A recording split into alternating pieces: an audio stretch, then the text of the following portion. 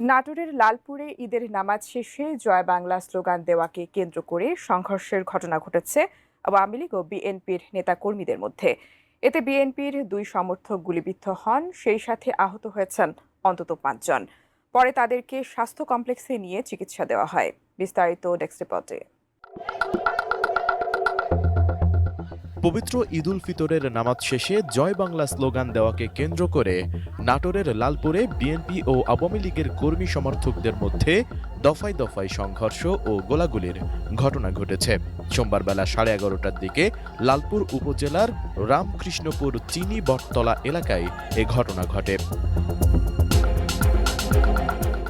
সংঘর্ষে একজন গুলিবিদ্ধ সহ 4 বিএনপি সমর্থক এবং এক সাংবাদিক আহত হয়েছেন।